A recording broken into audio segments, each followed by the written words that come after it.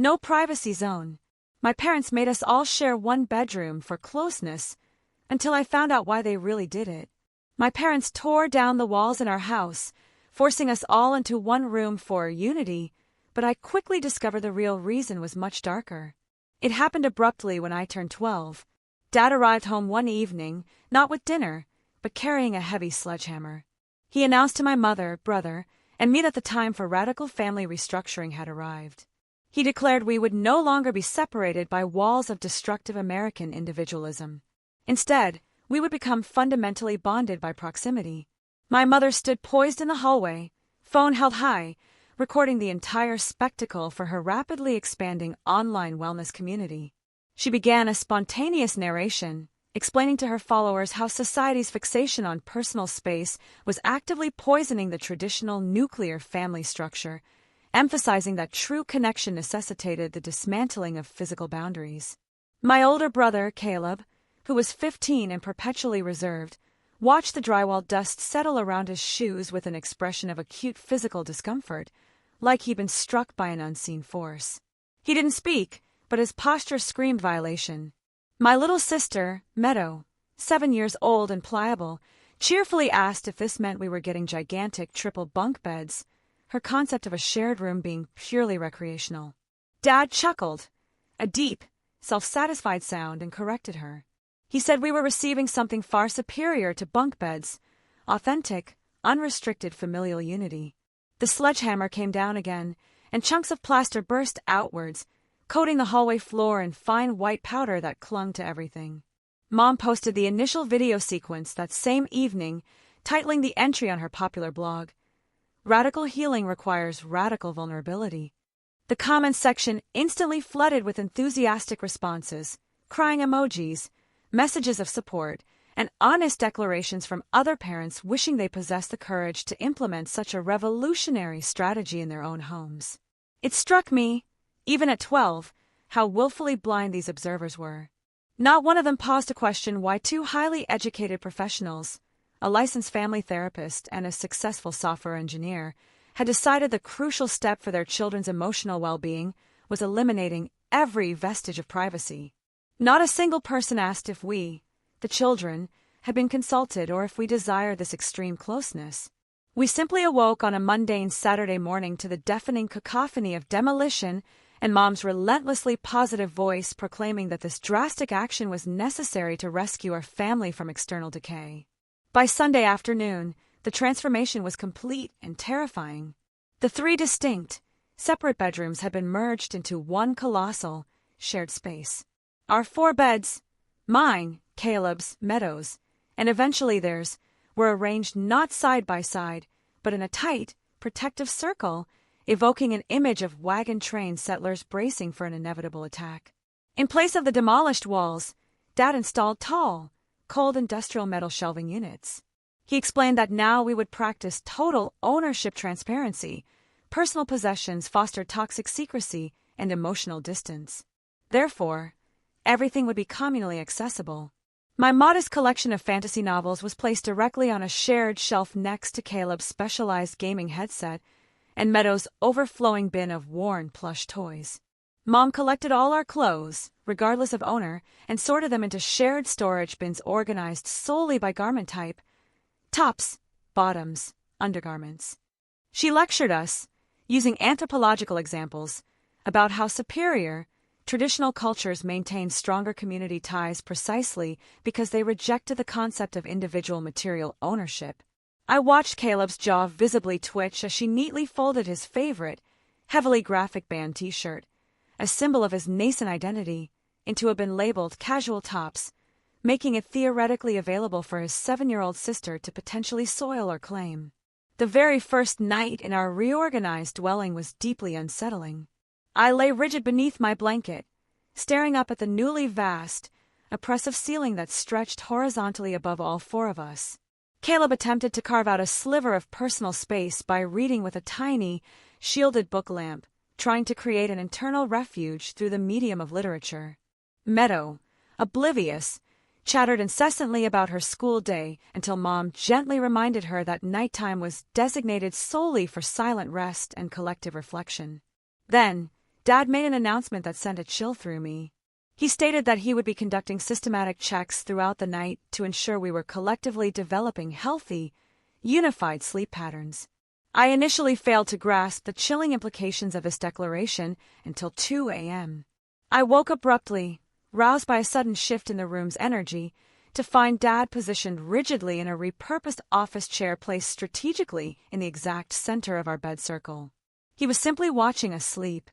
His eyes, devoid of exhaustion, moved slowly and deliberately from my face to Caleb's, then Meadows. When I tentatively asked him what precisely he was doing, he responded with unnerving calm that he was bearing witness to the profound process of our family's ongoing healing. He remained seated there, silent and stationary, until the first faint traces of dawn infiltrated the large window. I found it utterly impossible to return to sleep, paralyzed by the constant movement of his gaze, which lingered on each of us as if meticulously cataloging or memorizing details. When morning finally arrived, Dad appeared oddly energized, almost spiritually fulfilled, while I felt profoundly hollowed out and functionally exhausted from the long night of surveillance. Mom's blog readership exploded following her post detailing our innovative sleeping configuration. Reputable parenting magazines, seeking controversial yet click-worthy content, requested detailed interviews about her seemingly revolutionary methods for achieving family cohesion. She was invited onto a widely syndicated local morning television program where she confidently articulated her central thesis. Western society's toxic, neurotic obsession with personal privacy was the primary mechanism destroying the foundation of the modern nuclear family. The skeptical but polite television host inquired tentatively about concepts like personal boundaries and the psychological need for individual space, which Mom dismissed with a patronizing, light laugh, characterizing the questions as utterly naive and psychologically backward. She confidently stated that boundaries were merely psychological walls constructed solely to keep authentic love and emotional vulnerability out, and their family was proudly engaging in the process of dismantling those barriers, both symbolically and physically. The segment concluded with the host looking visibly uneasy but still offering Mom a forced thank you for her exceptionally bold perspective. Dad recorded the entire broadcast and insisted on playing it back for us that same evening, right there in our circular bedroom arrangement. He paused the recording frequently, pointing out specific moments where Mom had, in his estimation, flawlessly encapsulated their shared radical philosophy. His expression conveyed a profound, alienating pride that registered in my stomach as immediate sickness. Meadow, still too young to process the emotional manipulation, simply clapped in response to the screen, believing the attention was inherently positive. Dad began transitioning to working remotely more frequently, relocating his entire office setup, laptop, monitors, and all into our shared sleeping area so he could remain perpetually present during what he termed family togetherness. He would conduct high-stakes video calls with international clients while we struggled to complete our homework assignments nearby, occasionally panning his laptop camera to deliberately showcase our unified communal living experiment. He often told his colleagues, "We are pioneering a new form of collaborative family existence." Some of his professional peers sounded genuinely impressed by his apparent commitment. Others offered awkward, vague comments about privacy concerns, which Dad would effortlessly neutralize by citing manufactured statistics regarding historical cultures where large, multi-generational families traditionally shared single living quarters. I observed, however, that he meticulously failed to mention that those cultural contexts often provided separate sleeping arrangements for maturing adolescents, or that their entire societal framework bore zero resemblance to our privileged suburban American existence. Caleb, pushed beyond his limit, pointed out this convenient anthropological omission once during dinner. Dad immediately counterattacked, accusing Caleb of using intellectualism as a cowardly defense mechanism against necessary emotional and relational growth. Mom nodded her profound agreement and then diligently logged this exchange into a specialized journal she had started keeping, documenting every stage of our family's spiritual transformation. Caleb rapidly developed a new, desperate routine. He began changing his clothes exclusively within the confines of the bathroom, which remained the sole room in the house equipped with a door that still possessed a functioning, lockable mechanism. Mom detected this subtle retreat instantly. She immediately called an impromptu family meeting right in the middle of our bedroom circle. Sitting cross-legged on the floor between our beds, she calmly asked Caleb why he was withdrawing into shame and corrosive secrecy.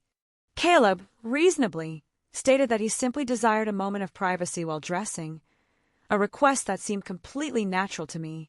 Mom twisted his statement instantly. She argued that requiring privacy, while changing, implied a belief that there was something inherently shameful or dirty about our natural physical forms, and that shame, she asserted, was a potent internal poison that would eventually destroy the family from the inside out. She proposed an immediate, highly invasive solution. We should begin changing clothes together, openly, in our shared bedroom, in order to normalize our natural forms and eradicate the toxic, learned pathology of modesty. Caleb's face drained instantly of all color. Dad endorsed the proposition with unsettling enthusiasm, volunteering that he and Mom would actively participate as models of healthy comfort with vulnerability. I watched my 15-year-old brother perform a rapid, internal calculation, weighing the cost of his forced exposure against the inevitable, exhausting argument it would require to fight it. He continued to change in the bathroom anyway, risking parental disapproval. Mom, predictably, meticulously documented his stubborn resistance to necessary healing in her journal entry that night. The middle of the night, presence checks, soon became a rigid, terrifying routine. Dad would consistently wake around 2 a.m., settling into his designated chair, illuminated only by a small, focused desk lamp, just observing. Sometimes he would be seen rapidly writing cryptic notes in a leather-bound notebook. Sometimes he would simply stare blankly ahead. When I inquired about this behavior the following morning, Mom explained that Dad was engaging in mindful presence practice and simultaneously instructing us that genuine love necessitates perpetual, constant attention. She claimed that children in standard, contemporary Western culture were suffering from deep emotional neglect because their parents granted them far too much physical space, excessive privacy, and ample room to internally develop isolated psychological problems. By maintaining this unrelenting presence, Dad was acting proactively to preempt the kind of destructive secrecy that inevitably leads to adolescent rebellion, substance abuse, and self-destructive behavior. She presented this twisted rationale as an obvious, undeniable truth, expecting immediate gratitude. Meadow appeared to accept the explanation easily. 7-year-olds are experts at adapting instantly to whatever adults designate as normal. Caleb began the desperate strategy of sleeping exclusively with his back firmly pressed against Dad's surveillance chair. I, conversely, simply stopped sleeping soundly at all. My academic performance began to severely decline within a single month, as I found it nearly impossible to concentrate through the fog of crushing exhaustion. My perceptive English teacher, Mrs. Kossoff, noticed my frequent tendency to nod off during afternoon classes. She kept me after the bell one day, her expression kind but concerned, and asked pointedly if everything was genuinely all right at home. A torrent of suppressed information threatened to erupt. I wanted desperately to tell her about the combined bedroom, about Dad's unsettling nightly vigil, about the horrifying fact that I couldn't recall the last occasion I had been truly alone with my own thoughts for 5 consecutive minutes. Yet, Mom's voice, instilled through months of repetition, echoed powerfully inside my head, warning me that discussing family matters with ignorant outsiders constituted a fundamental betrayal of our intimate, sacred circle. She had explicitly reinforced this edict during one of our mandated evening sessions where we sat in the circle and shared feelings. Any person unable or unwilling to comprehend our family's pioneering journey toward radical closeness, Mom stated, was someone we needed to strategically eliminate from our lives. Mrs. Kossoff waited patiently for my response, her eyes reflecting genuine, professional concern. I managed to force out a thin lie, telling her I was perfectly fine, just staying up far too late reading. She didn't appear remotely convinced, but she allowed me to leave the room. I walked home weighted by the profound knowledge that I had just deliberately forfeited a crucial opportunity for rescue, yet I genuinely lacked the necessary words to articulate something that sounded utterly delusional when spoken aloud. Simultaneously, Mom launched a professional podcast titled The Intimate Family, where she interviewed other like-minded parents who had adopted similarly unconventional approaches to child rearing. One episode profiled a family that had deliberately removed all doors from their bathrooms. But articulating this need for individual ownership was impossible. Any assertion of an individual, separate internal experience was instantly interpreted as pathological, corrupted resistance that needed immediate therapeutic attention. Mom's response was immediate and mechanical. She installed a digital timer directly on the bathroom door. 10 minutes maximum duration. After the clock expired, she would knock promptly and ask if I required assistance. Assistance meant supervision. Assistance meant never, ever being alone again. The true, deep horror of our situation crystallized definitively when I happened to overhear Mom during a late-night video conference with another vocal advocate of intimacy parenting. I was meant to be asleep, but Dad had not yet assumed his watch post, and I had quietly slipped out to get a drink of water. Mom's voice, energized and highly excited, carried clearly from her home office down the dimly lit hallway. She was vividly explaining how our family's unique, shared sleeping configuration had successfully broken down the walls of adolescent rebellion, granting them comprehensive, unfettered access to their children's inner emotional lives, an achievement, she boasted, that most typical parents never even approached.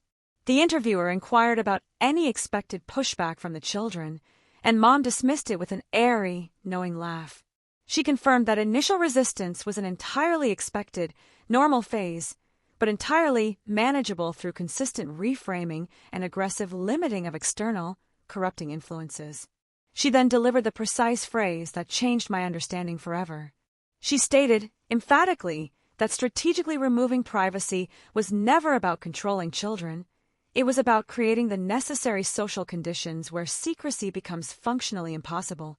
Without the capacity for secrecy, she argued, children could not successfully develop the hidden, autonomous selves that inevitably lead to teenage deception, escalating substance dependency, and eventual suicide. She concluded triumphantly, our family is rapidly becoming the essential model for others.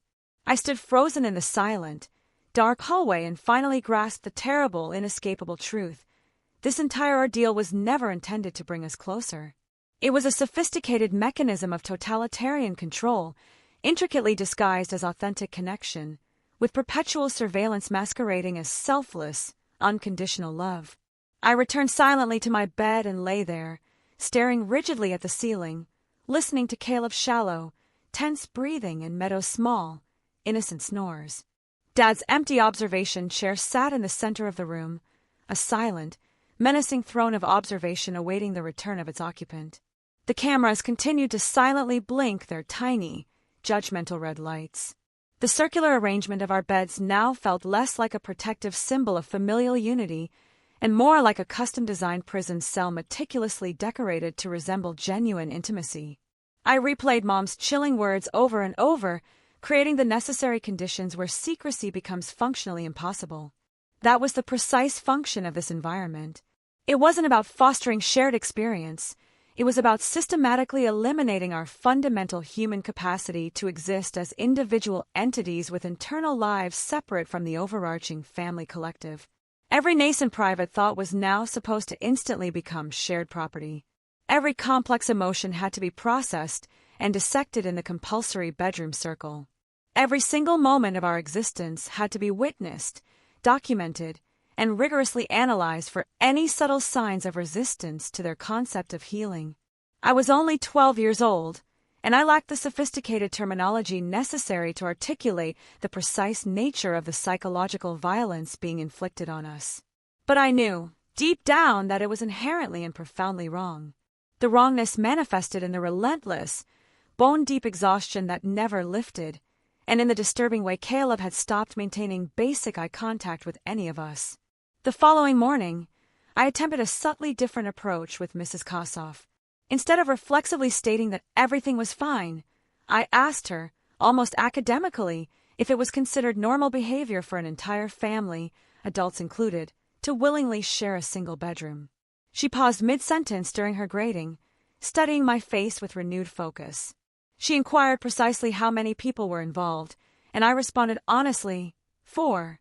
2 parents and 3 children. She then asked if everyone involved felt comfortable with the arrangement, and I realized I had no functional way to respond to that question. Comfort was an obsolete concept in our house now. We possessed unity and closeness and radical vulnerability, but comfort was completely absent. She must have discerned the profound uncertainty or suppressed distress in my expression, because she tentatively asked for my permission to confidentially speak with the school counselor about potentially available resources for my family. I panicked instantly, reflexively blurting out, "No, everything is absolutely fine. My parents are just trying something unusually different." Mrs. Kossoff, respecting my stated wishes, did not actively push the issue, but she looked intensely worried, a look that simultaneously sparked a flicker of hope and intensified my existing terror. If she actually reported something, would the intervention genuinely help, or would it simply cause the situation at home to drastically worsen? Mom had ingrained in us the dogma that the outside world would never, could never, truly comprehend our family's unique healing journey, and that conventional, limited people would inevitably attempt to impose their restrictive, small-minded thinking onto our expanded family consciousness. That afternoon, however, the school counselor summoned me to her office anyway. Ms. Reeves was young, highly earnest, and possessed a directness that was both alarming and somewhat grounding. She asked the single most crucial question: did I currently feel safe at home? The question hung, heavy and suspended, in the silence between us. I knew intellectually that I was safe from explicit physical violence. Dad had never resorted to hitting us. Mom had never been physically aggressive. But did I feel safe? No. I felt incessantly watched, constantly controlled, and like my essential identity was rapidly dissolving into the encompassing family collective, disintegrating piece by piece.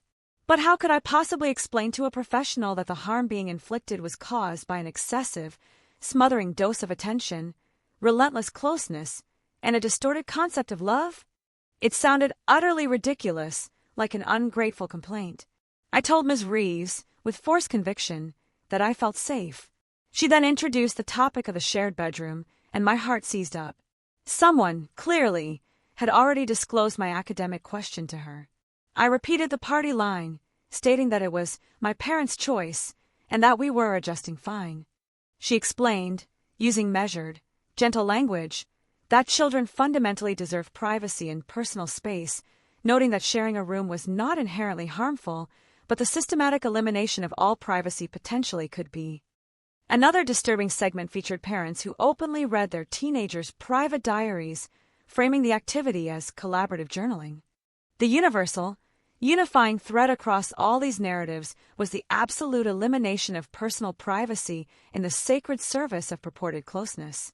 Mom effectively positioned herself as the preeminent thought leader within this rapidly expanding post-privacy movement. Her follower count surged rapidly. Corporations began dispatching free, expensive products, hoping she would promote them to her captive audience of parents desperately eager to fundamentally revolutionize their family dynamics.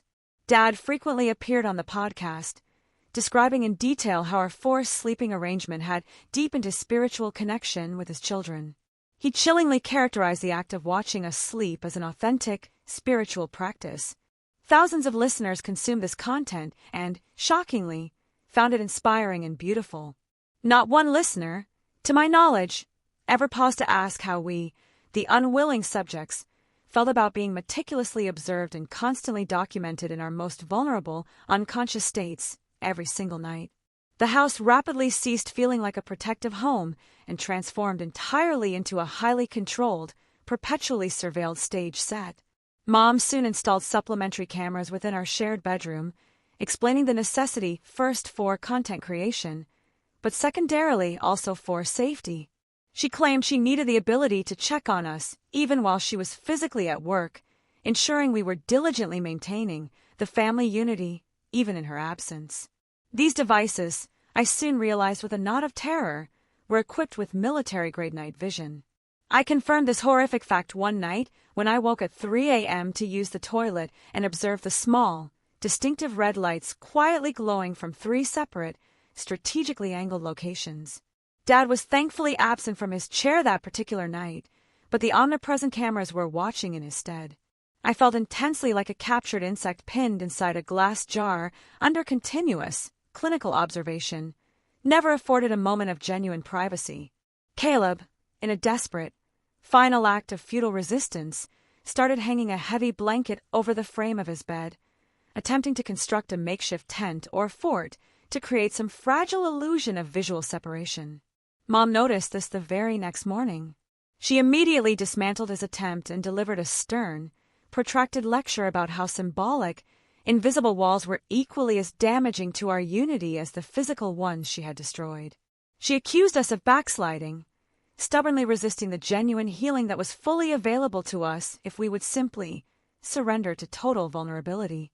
School had become my sole remaining sanctuary, but even that safe space was swiftly compromised. Mom, expanding her scope of influence, volunteered to serve as a designated classroom parent, materializing during our lunch periods to check on the family's collective energetic field.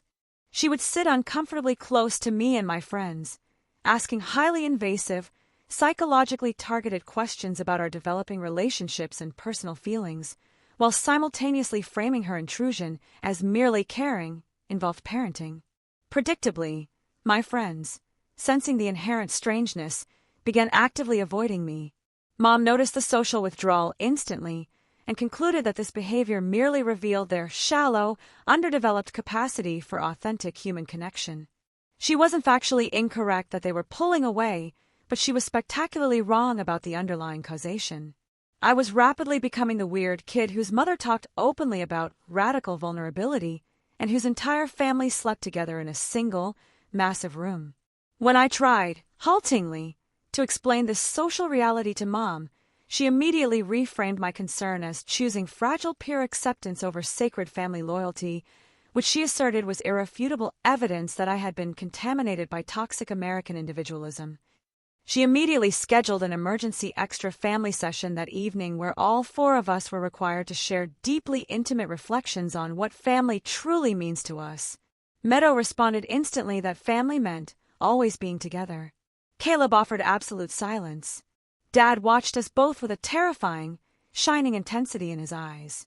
I felt intensely like I was rapidly drowning in their ideology. The ultimate breaking point, though, should have been Caleb's radical decision to cease joining us for formal dinner. He would silently grab a piece of fruit or bread and retreat into the bathroom, the last remaining private sanctuary in the house. Mom immediately pathologized this behavior, labeling it food isolation, warning that it was a clear gateway behavior to debilitating eating disorders and self-harming tendencies. Consequently, she instituted a brand new, non-negotiable regulation. All meals must now be consumed together, seated exclusively in our shared bedroom, maintaining our established circle arrangement. Caleb complied superficially, but he completely stopped speaking during mealtimes. Mom interpreted his profound, protective silence as clinical depression and promptly scheduled him for intensive therapy with one of her professional colleagues, a specialist focusing on adolescent resistance to family intimacy.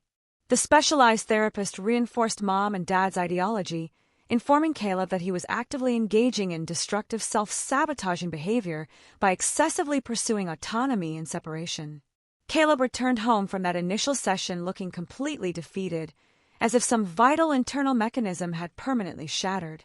I desperately wanted to know what had transpired in that room, but there was zero opportunity for a private conversation. Every single interaction occurred inevitably in the shared bedroom, relentlessly monitored under Dad's watchful gaze and Mom's ever-present camera lenses. We existed in a state of continuous, high-exposure performance, outwardly acting out closeness while internally dying from the chronic lack of space. I started employing the same desperate strategy as Caleb, spending exorbitant amounts of time in the bathroom, feigning persistent stomach ailments. It was the only space left with a lockable door, the sole location where I could reasonably expect not to be monitored. Mom noticed the extended durations and approached me with what appeared to be genuine, professional concern. She explained that extended periods of isolation could easily indicate suicidal ideation or nascent self-harming behaviors, and she insisted she could not permit me to engage in risky isolation. She asked me directly if I was physically harming myself in the bathroom.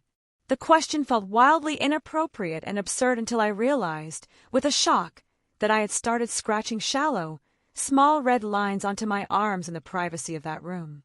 This wasn't an attempt to inflict serious injury, but a desperate need to feel like my body still belonged exclusively to me, that some minuscule part of my personal experience existed beyond the family's collective, consuming ownership.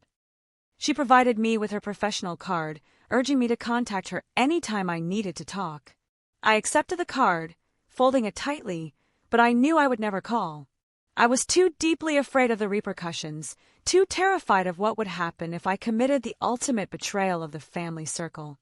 Mom discovered the counselor meeting immediately because the school, following protocol, sent a courtesy notification to all involved parents. She was incandescently furious, but her rage manifested in the calm, meticulously therapeutic manner she had perfected. That evening's mandatory family session stretched for 3 agonizing hours. We sat rigidly in our bedroom circle while Mom professionally facilitated a discussion centered entirely on the themes of loyalty versus betrayal. She reiterated that external institutions lacked the necessary evolved perspective to understand our family's journey and would relentlessly attempt to sabotage our genuine progress with their conventional, limited thinking. She theorized that Mrs. Kossoff and Ms. Reeves were merely projecting their own unresolved family wounds onto us, mistakenly identifying genuine pathology where there was, in reality, pioneering intimacy work. Dad concurred passionately, interjecting his own theory about how the public education system was structurally engineered to deliberately separate children from their parents, intentionally creating loyalty to peers and teachers instead of the primary family unit. He concluded that we needed to exercise much greater caution regarding what we chose to disclose to outsiders who fundamentally lacked the necessary consciousness to comprehend our unique developmental path. Meadow nodded seriously, faithfully echoing their newly introduced language. Caleb continued to stare blankly at the floorboards. I promised, internally defeated, to be more careful, knowing with certainty that I had just lost my single, fragile potential lifeline. The cameras blinked their silent red lights, diligently recording our forced recommitment to family unity. Things visibly and dramatically escalated following the counselor incident. Mom and Dad implemented rigorous new protocols, ostensibly designed to strengthen our deliberate isolation from corrupting external influences. Caleb was instantly forbidden from having friends over to the house. Mom claimed visitors fundamentally disrupted the family's carefully established energetic field. I was prohibited from attending any sleepovers. Sleeping outside the tight family circle, Dad decreed, would irreparably undermine the delicate, neural patterns we were successfully building through shared, unified rest. Meadow was abruptly withdrawn from her youth soccer team because extracurricular activities were deemed to be dangerously creating divided loyalties. We existed within an ever-tightening, suffocating circle. Home, school, then immediately home again. The shared bedroom rapidly ceased being merely a room. It became our entire, encompassing world. Dad's nightly presence checks increased sharply in frequency. Sometimes, he would deliberately wake us from deep sleep to process feelings he claimed to sense we were actively suppressing. Mom frequently joined these unsettling midnight sessions. Both parents would sit in their chairs while we were forced to sit upright in our respective beds, half asleep, desperately struggling to articulate vulnerabilities that we didn't genuinely feel. It was a profound, exhaustive weariness that transcended mere physical tiredness. It was the chronic exhaustion derived from possessing no interior life, no private self, no moment whatsoever that remained unobserved. Mom's blog posts, tracking her growing celebrity status, became increasingly extreme in their ideological content. She wrote detailed, clinical entries about the process of breaking through children's defensive barriers and excavating authentic selfhood from beneath what she termed socialized privacy responses. Other parents commented relentlessly, asking for practical advice on implementing similar surveillance systems. Mom quickly capitalized on this demand, starting lucrative online courses focused on intimate family restructuring. She charged an exorbitant $500 for a 4-week digital program that explicitly taught parents the detailed mechanisms of how to systematically eliminate their children's privacy in the supposed service of deeper, authentic connection. Dozens of desperate families enrolled almost immediately. Dad finally resigned from his software engineering position to dedicate himself full-time to managing Mom's rapidly expanding wellness empire, an empire explicitly built upon the intentional destruction of her children's fundamental human boundaries. They filmed content continually within our bedroom. We became utterly unwilling, traumatized actors in their ongoing, self-produced drama of family healing. Caleb eventually ceased all visible forms of resistance, becoming compliant in a dull, dead-eyed way that terrified me far more than his previous, open defiance. Meadow assumed everything was entirely normal, having been young enough when this commenced to have no functional memory of how typical families structure their lives. I felt my personality rapidly splitting in two, the external self that flawlessly performed closeness for my parents' consumption, and the interior self that silently screamed in protest throughout the performance. The night Caleb finally attempted a desperate escape was deeply quiet. I was awake, tense, when he quietly gathered a few essential items into a small backpack. It was approximately 4 a.m. Dad's chair was empty, but the camera's tiny red lights were, as always, watching. I whispered his name, asking where he was going. Caleb replied, his voice strained and quiet. Anywhere else. I instinctively wanted to join him, to flee immediately, but Meadow was still asleep, and I felt an inexplicable, overwhelming responsibility not to abandon her to the silence of the surveillance. Caleb seemed to understand my paralysis. He briefly touched my hand, a single, fleeting gesture of connection, and then silently slipped out through the bedroom's single unhinged doorway. I lay rigidly awake, listening intently not for the sound of the front door opening and closing, but for any indication that his escape had been detected. Instead, I heard Dad's voice from the living room, startlingly calm and irritatingly therapeutic, asking Caleb exactly where he imagined he was going. Mom joined them moments later. Their voices, measured and clinical, rose and fell in the living room as they meticulously processed Caleb's perceived crisis of connection and his flight response to intimacy. Caleb returned to the bedroom an hour later and simply climbed into his bed without uttering a single word. His small backpack was conspicuously absent. In the morning, Mom immediately contacted his specialized therapist for an emergency support session. The conclusion reached was that Caleb required more intensive structural support, which instantly translated into a drastic, horrifying new reality. Dad would now permanently sleep in the bedroom with us, rather than merely conducting intermittent visits. A fourth bed suddenly materialized, tightening our circle even further. There was, now, absolutely no functional escape. Dad's constant, pervasive presence fundamentally altered the entire dynamic. The night checks had been invasive, yes, but at least they had finite endpoints. Now he was perpetually there, monitoring us sleep, waking us to systematically discuss interpreted dreams, processing every unconscious sigh and subtle body shift as an item of meaningful, critical family communication. He would rouse me at 3 a.m. with the expectation that we needed to process what I was genuinely feeling. Half asleep, I would offer the most obvious truth. Tired.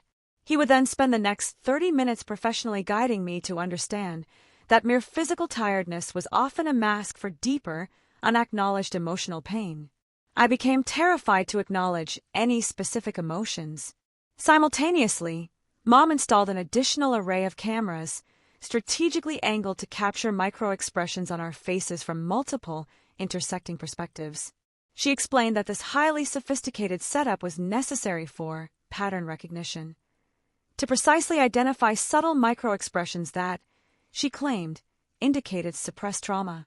I asked, genuinely, what specific trauma she was actively seeking. She responded with absolute conviction that all children carry trauma simply from existing within a privacy-obsessed culture, and that our family, uniquely, was actively healing that fundamental original wound through systematic, radical transparency. The logic was perfectly circular and completely inescapable. Any form of resistance proved we were severely traumatized. Any compliant acceptance proved the intensive healing was effectively working. There was absolutely no pathway to success or autonomy. My 13th birthday arrived and passed without any form of traditional celebration.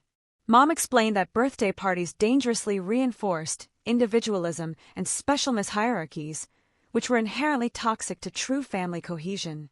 Instead, we were subjected to a family integration ceremony where we were all compelled to wear matching white shirts and sit in our confining bedroom circle, sharing predetermined appreciations for each other's essential existence.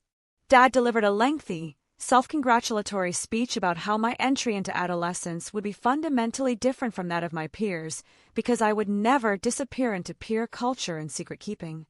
Instead, I would remain deeply and permanently embedded in the family consciousness, supported through every emotional and physical change. Mom meticulously filmed every second of the ceremony.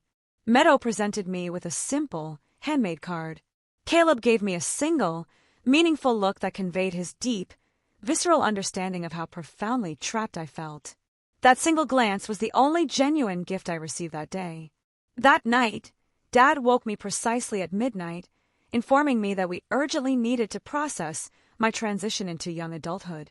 He sat heavily on the edge of my bed and spoke for an agonizing hour about changing bodies, physical maturation, and the critical importance of sharing these intimate experiences exclusively within the family context, rather than hiding them in cultural shame. Every single word he uttered caused my skin to crawl with visceral discomfort. When he finally returned to his own bed, I lay rigid, consumed by an absolute, shattering clarity. What was happening within the walls of this room was not merely eccentric or strange. It was profoundly and dangerously wrong. I began the slow, systematic process of documenting everything I observed in a small, spiral notebook, which I carefully hid in my school locker, the only location my parents could not legally access. I chronicled the camera placements, the exhausting midnight wakings, the paralyzing constant observation, the terrifying way Caleb had ceased functioning as an individual person, transforming into a compliant, empty shell. I wrote detailed notes about Dad's continuous presence in our room and his deeply inappropriate, unsolicited midnight conversations about my changing physical body.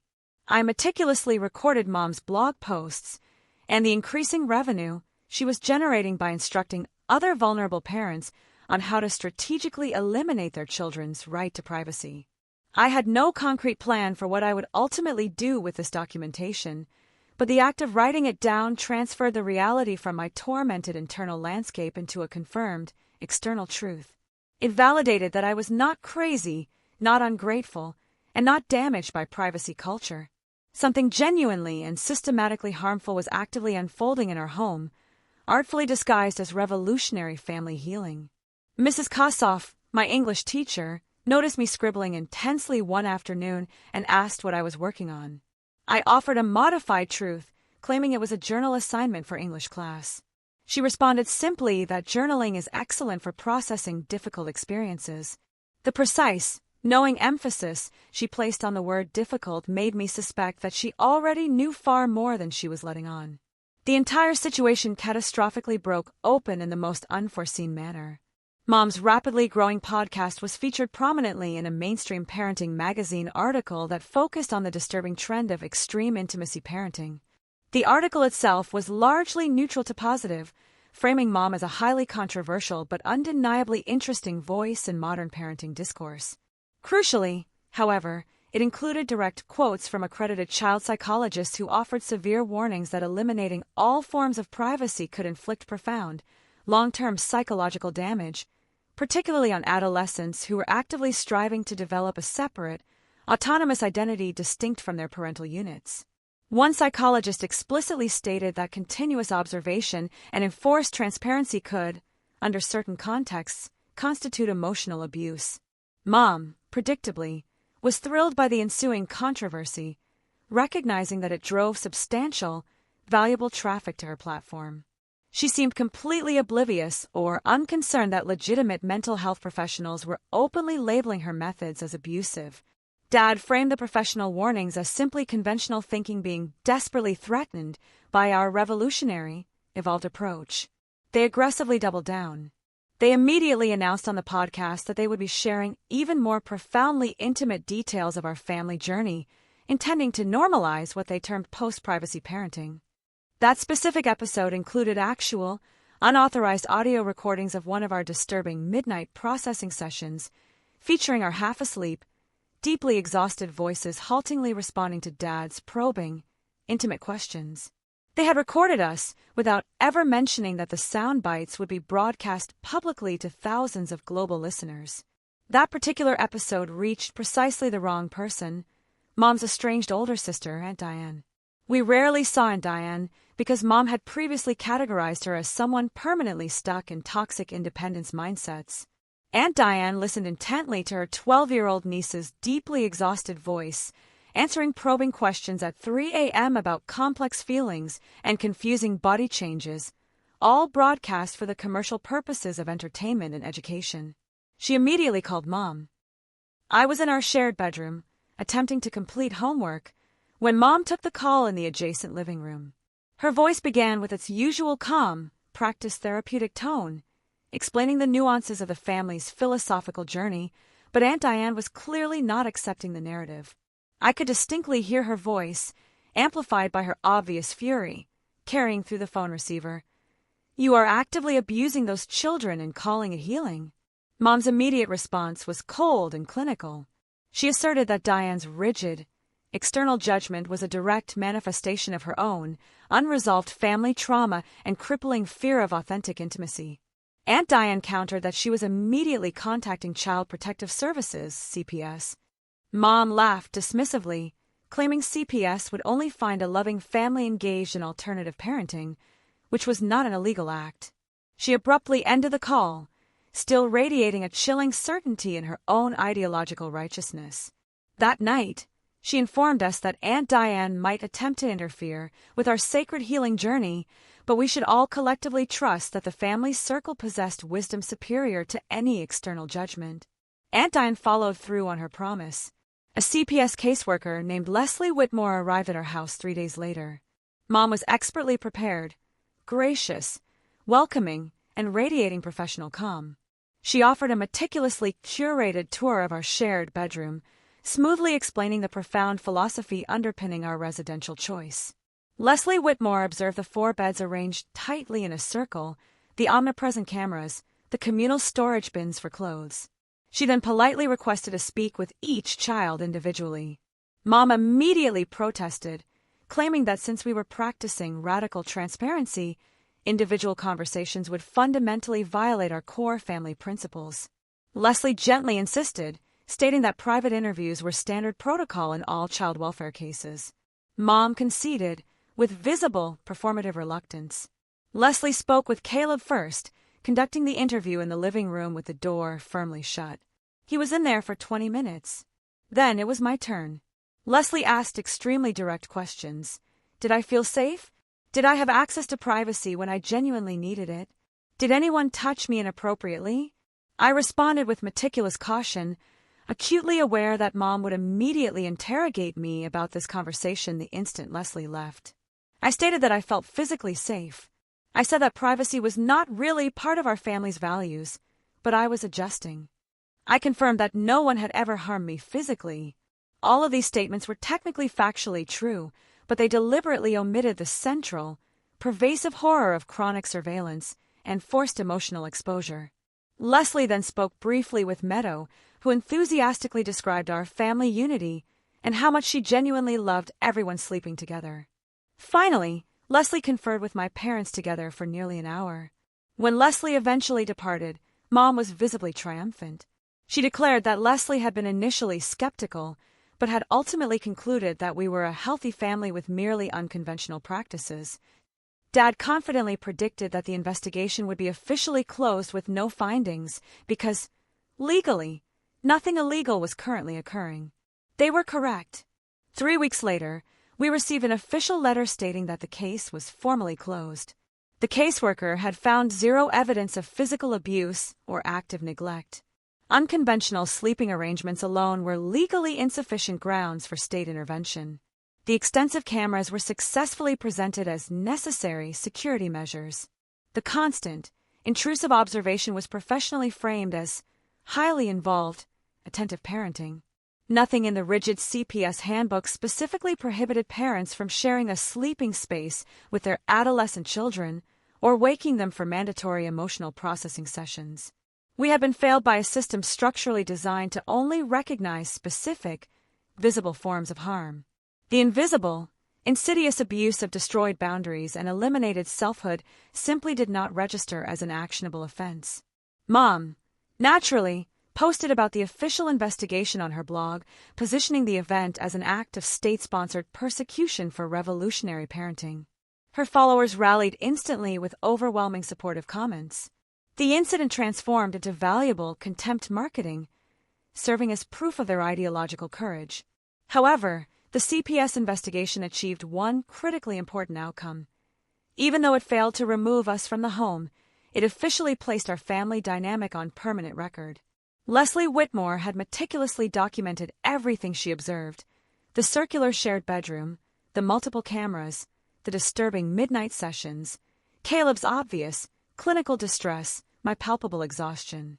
She had specifically noted her professional concerns, even while being legally compelled to close the case.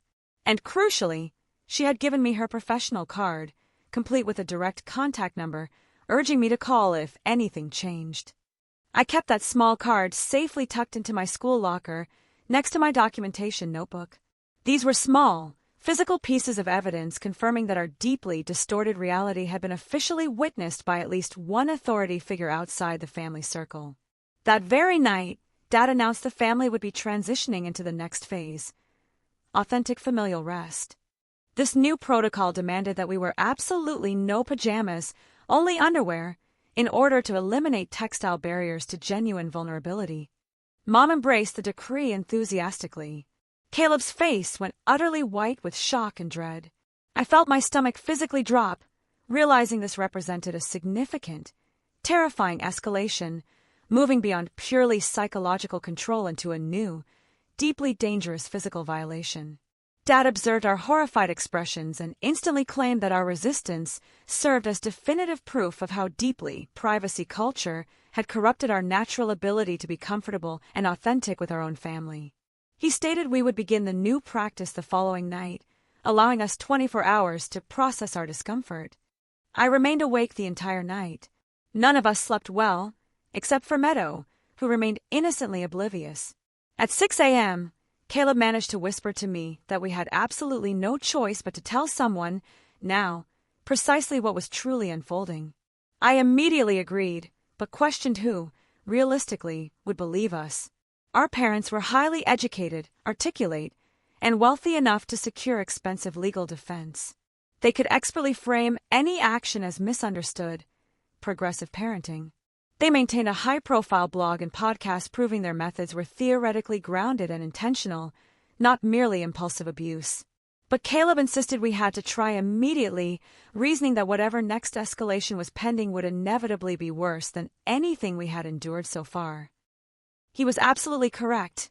I could feel the clear, horrifying trajectory: incremental, systemic removal of every boundary until nothing remained, until we existed completely under their total control, without interior lives, without private selves, without any potential for escape. We agreed on a strategy.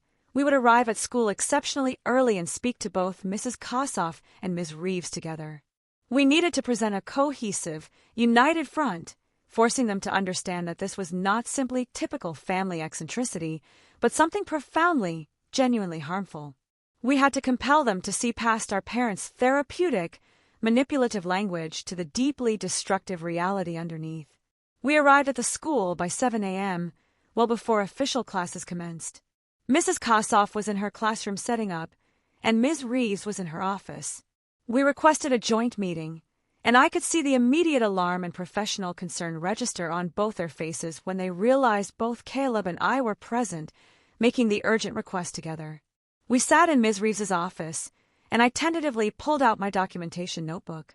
Caleb took the initiative, explaining calmly about Dad's new permanent sleeping arrangement in our room and the explicit, imminent plans to force us to eliminate pajamas. I showed them page after page of dense notes detailing the midnight wakings, the inappropriate body conversations, and the crushing, perpetual observation.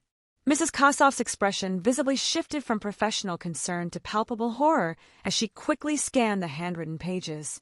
Ms. Reeves immediately requested permission to formally keep the notebook as physical evidence. I instantly agreed.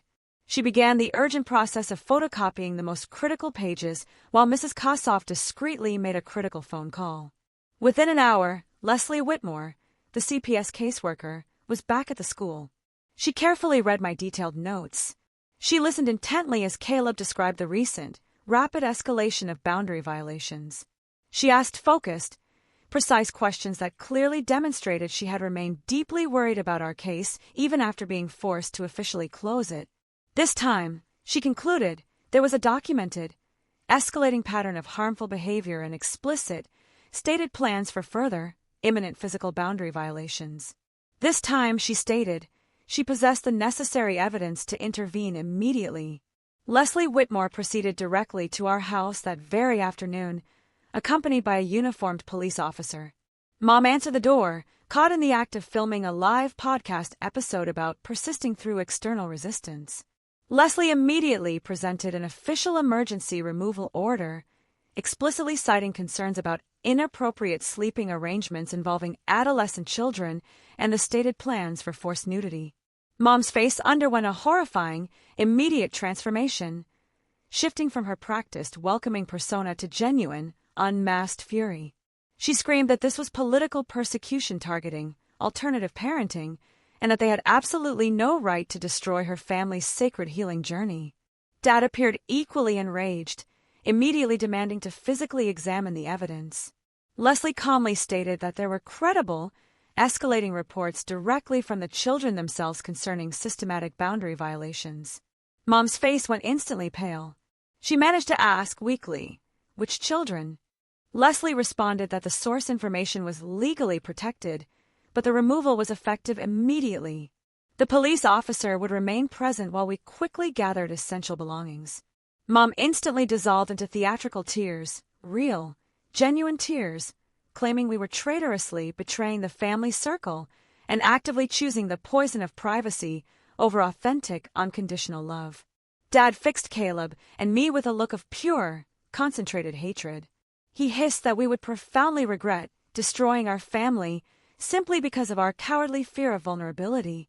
We rapidly packed small bags containing necessities while Mom continued to hysterically sob in the living room, simultaneously filming herself for future content, narrating her martyrdom by a rigid system that was incapable of comprehending evolved family consciousness. We were placed into an emergency foster placement together, all three of us remaining side by side. The foster parents, Ian and Portia Chun, had a large, surprisingly normal house where each child was immediately assigned their own distinct bedroom, complete with a door that locked securely from the inside. That first night, I lay alone in a room for the first time in over a year. The profound silence was nearly overwhelming. No sound of forced breathing except my own. No intrusive cameras emitting red light. No dad watching. No sudden midnight wakings for emotional excavation. Just absolute darkness, profound privacy, and a functional door that I had locked myself. I wept uncontrollably, harder than I had cried through the entire ordeal, because this terrifying silence felt exactly like being fully human again. In the morning, Portia knocked gently on my door and waited patiently for me to verbally respond before slowly entering. The simple, basic respect inherent in that small gesture broke something open within my fractured self. Caleb looked visibly healthier after only a single night of genuinely unobserved sleep. Even Meadow, who had initially embraced the idea of the family circle, seemed noticeably lighter, relieved of the oppressive weight of constant, enforced togetherness. We slowly began the difficult process of remembering who we were as distinct individuals, rather than merely units within a collective, overwhelming consciousness.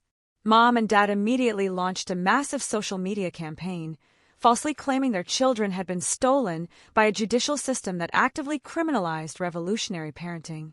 Their massive network of followers flooded CPS phone lines with complaints and threats. The local news media covered the case extensively as a controversial conflict between parental rights and child welfare. Mom appeared on television looking utterly devastated, tearfully explaining how her therapeutic approach to family closeness was being viciously mischaracterized as abuse. She displayed flattering pictures of our bedroom circle, describing the arrangement as love made visibly manifest. She cried about the profound trauma of forced family separation. She never, ever mentioned the hidden cameras, the disturbing midnight wakings, or the explicit, escalating plan to mandate removal of our pajamas. Dad presented himself as a devoted, loving father being punished for rejecting conventional parenting norms. They were terrifyingly convincing because they genuinely believed their own delusional narrative. They were fundamentally incapable of recognizing, or outright refusing to acknowledge, the deep, pervasive harm they had deliberately inflicted. The court subsequently mandated comprehensive psychological evaluations for every member of the family unit. Caleb and I were assigned to Dr. Nina Walsh, a specialist focusing on complex family trauma. Over multiple, intensive sessions, we methodically described the minute details of what life had been like in the shared bedroom, the paralyzing constant observation, the systematic elimination of all privacy, the forced emotional exposure, the relentlessly escalating physical boundary violations. Dr. Walsh meticulously documented every facet in her official report to the court. She diagnosed both of us with severe symptoms of complex psychological abuse resulting from the systematic elimination of personal boundaries and autonomy.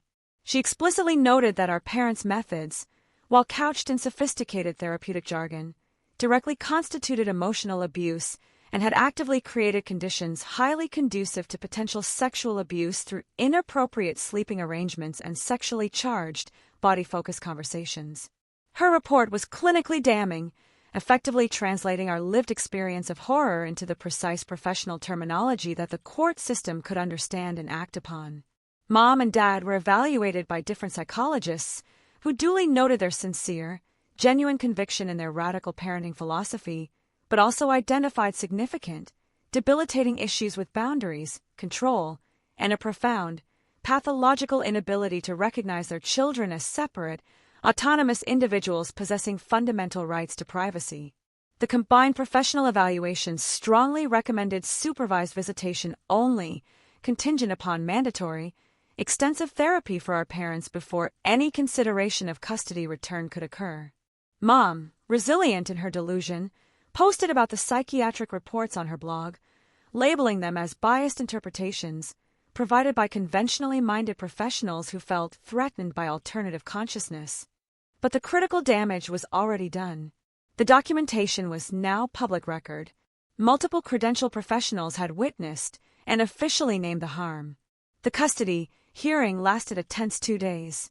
Mom and Dad presented an array of character witnesses, fellow alternative parenting advocates who testified loudly about their devotion and innovative approaches to family closeness. Mom's lawyer argued forcefully that their methods were merely unconventional, but fundamentally not abusive, claiming that removing children from loving parents based solely on ideological differences constituted gross government overreach. Our lawyer presented my meticulously compiled documentation notebook, the CPS records, the comprehensive psychological evaluations, and testimony from both Mrs. Kossoff and Ms. Reeves regarding our severe, documented deterioration under our parents' care. Caleb testified, his voice surprisingly steady, as he described the suffocating reality of having no privacy, no autonomous selfhood, and zero escape from constant observation. I testified about the cameras, the disturbing midnight wakings, and the raw terror of knowing our fundamental boundaries were being systematically eliminated piece by piece. Meadow was deemed too young to offer formal testimony, but her assigned therapist reported that even she was beginning to articulate relief about having her own private room and expressing discomfort about the prospect of returning to the suffocating shared bedroom. The judge listened intently to all testimony. She reviewed all submitted evidence. She asked my parents directly if they now genuinely understood why constant, mandated observation and the systematic elimination of privacy might be psychologically harmful to developing adolescents. Mom responded with the same unwavering, therapeutic conviction, explaining that privacy was an arbitrary cultural construct that intentionally separated family members and actively created the conditions for hidden trauma. She maintained that conventional psychology was inherently limited by its individualistic framework and therefore incapable of comprehending the profound, collective healing available through radical transparency. She was articulate and appeared utterly earnest, yet she was completely unable to hear the deeply disturbing implications of her own words. The judge then inquired if she intended to continue mandating shared sleeping and constant observation if custody was ultimately returned to them. Mom declared, "Yes, absolutely, because that is what our family's spiritual healing requires." The judge directed the same critical question toward Dad. He stated that they had already achieved tremendous progress toward authentic family consciousness, and returning to private bedrooms would fatally undo that sacred work. He could not, or would not, acknowledge that what he termed progress, we experienced as sheer destruction. The judge's expression remained perfectly unreadable, but I watched her make extensive notes as both legal sides rested their cases. She announced she would deliver the final ruling within 1 week. We returned to Ian and Portia Chen's house and waited, trapped in agonizing uncertainty. Caleb and I both felt intuitively that the ruling had to favor us, but we had learned over the preceding year not to automatically trust that external adults would reliably protect children, especially when the parents presented themselves so professionally and convincingly. The ruling arrived 6 days later. The judge formally terminated Mom and Dad's custody rights, granting permanent guardianship to Aunt Diane, who had been actively pursuing this outcome throughout the entire protracted legal process. The decision explicitly cited systematic psychological abuse through elimination of privacy, inappropriate sleeping arrangements with adolescent children, forced emotional exposure, and the parents' pathological inability to recognize the severe harm caused by their methods. The judge specifically noted that while the parents' beliefs were seemingly sincere, their implementation profoundly violated their children's fundamental rights to privacy, autonomy, and appropriate boundaries. Supervised visitation was allowed, but strictly limited to therapeutic settings, with professional oversight constantly present. Mom and Dad were ordered to complete mandatory family therapy and demonstrate a clear, internalized understanding of appropriate boundaries before any expansion of visitation could be considered. We were, finally, genuinely free.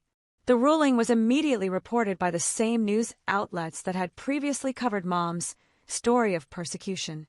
Some of her most radical followers immediately denounced the decision as government tyranny.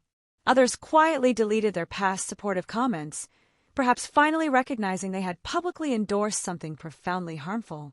Mom's blog abruptly went private. Her popular podcast ceased updating.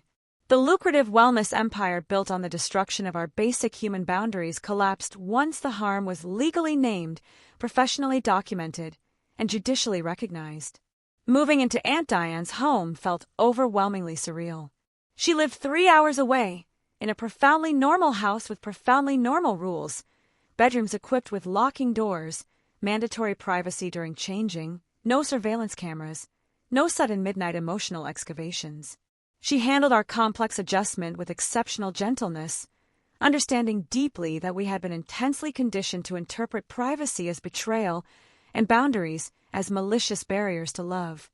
She immediately enrolled us in therapy with specialists who deeply understood cultic family dynamics and psychological abuse artfully disguised as wellness practices. Slowly, painfully, we began to relearn how to exist as distinct, separate individuals. Caleb's dead-eyed compliance slowly dissipated, replaced by his genuine, reserved personality. Meadow started confidently expressing personal preferences and independent opinions, instead of merely parroting rehearsed family unity rhetoric. I slowly relearned how to be truly alone with my thoughts, without the paralyzing fear of surveillance or compulsory sharing. We healed in excruciating increments, gradually rediscovering who we were without the crushing requirement of constant, collective observation. Mom and Dad dutifully attended their mandated therapy sessions, but their continued presence on social media strongly suggested they still viewed themselves as noble victims of an unfeeling system incapable of comprehending evolved consciousness. They never offered a single apology. They never once acknowledged the harm they had inflicted. They remained utterly incapable of seeing past their own self-aggrandizing narrative of revolutionary love to recognize that they had systematically traumatized their children solely in service of pathological control disguised as selfless closeness. Supervised visits occurred monthly in a therapist's sterile office. Mom would inevitably cry, perpetually asking when we could finally return to being a whole family again. Dad would drone on about the deep, collective healing we were actively missing by choosing separation. They would occasionally bring professionally printed comments from supportive followers, as if the unquestioning opinions of strangers held more weight than our actual, lived experience of trauma. Meadow eventually, quietly stopped wanting to attend these visits. Caleb attended sporadically, driven by some complex, residual sense of obligation. I continued to attend because Aunt Diane suggested it might aid my personal processing, but mostly, I went to watch my parents perform their victimhood and feel nothing but profound relief that I would never again be required to sleep in that horrifying circular arrangement. Privacy is the foundation of genuine relationship. I am 18 years old now. Caleb is 21 and currently studying psychology in college, with explicit plans to specialize in family systems abuse. Meadow is 13 and successfully thriving, possessing her own room and enjoying normal, age-appropriate teenage privacy. We're healing, but the scars are permanent. We understand viscerally that love without boundaries is fundamentally not love at all. It is destructive control. It is consuming possession. It is the systematic elimination of selfhood, perfectly disguised as authentic connection. Mom still posts sporadically on her private blog about her persecuted journey and the children stolen by a system afraid of evolved consciousness. I actively avoid reading it now. I am far too occupied learning to trust my own interior experience to truly believe that privacy is not a poison, but a fundamental, necessary protection. Boundaries are the foundation of genuine relationship. The cameras are permanently gone. The disturbing midnight wakings have finally ceased. The forced emotional excavations are over. I possess a secure door that locks, thoughts that remain exclusively private, and a self that exists autonomously, independent of family observation. That independence is not individualistic poison. That is simply being a human being. And I am finally, slowly, learning what that profoundly means. Thank you deeply for watching until the very end of the story. If this narrative resonated with you, or taught you the vital importance of psychological space, please take a moment to like this video and subscribe to the channel, Reddit Chronicles, so you don't miss our next chronicle of complex human experience.